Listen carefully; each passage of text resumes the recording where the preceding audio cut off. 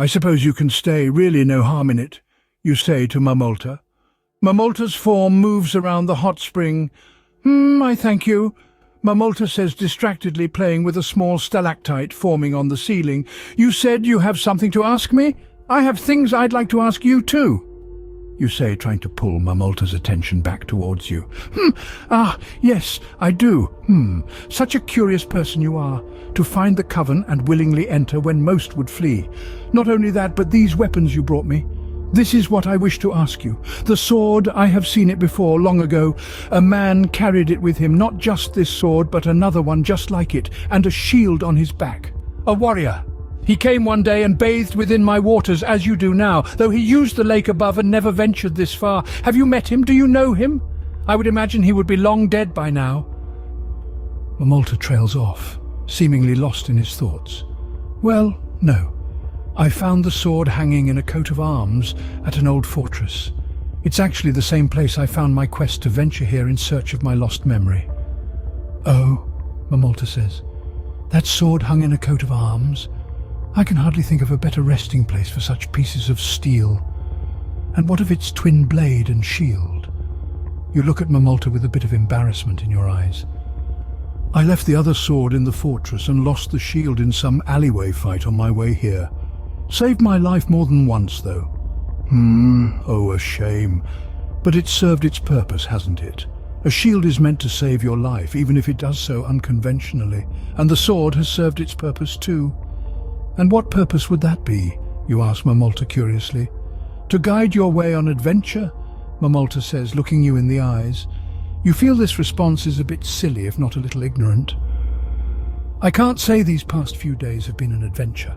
More like uncontrolled misery with breaks in between.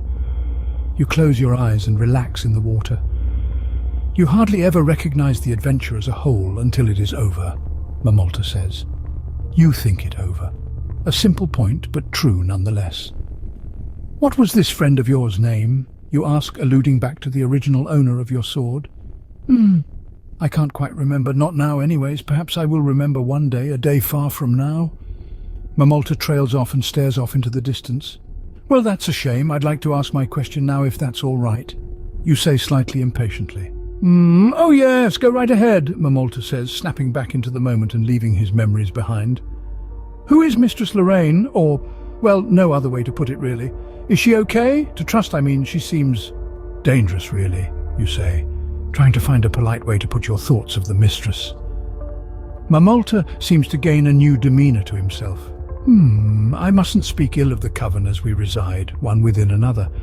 We form a symbiotic relationship, and I would be unfit to disturb their trust. But I suppose it is only fair that I do tell you something, since we had agreed to answer one another's questions. Be careful of the mistress. She has never been an outright honest person, but I hear the way the other witches speak of her. Their thoughts and whispered conversations echo through these halls to me. They fear she's going dangerously insane. She speaks to that necklace as if it is a person, says things to it and listens to it. Friend or foe? I have no knowledge, but friends often do not hide themselves or their intentions in magical jewelry. You listen to Mamolta's words and think on them. They resonate with your thoughts on the ring that you found. This conversation has done nothing but confirm your suspicions. Do you know anything about this jewelry? You ask Mamolta hopefully. I know of enchanted jewelry, but I know not about specific pieces. If a person's psyche has been placed within a piece of jewelry, there must have been a reason. I cannot see friends placing one another's souls into gems for eternity, just for fun. With these words, you pull the ring from your satchel close by and show it to Mamolta. As the ring touches your fingers, you hear the raspy voice begin to incessantly mutter to you again. Ignoring the ring, you hold it up to Mamolta for inspection. And what do you know about this? You ask. Mamolta looks at the ring curiously. I can feel its power, but it is not of Agar kind. I cannot decipher its magics. Give it to me that I may see it.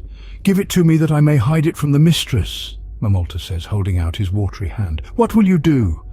Give the ring to Mamolta or place it back in your satchel. Leave a comment with your decision on this video or on the YouTube short that will come out tomorrow to impact the decisions made in the story.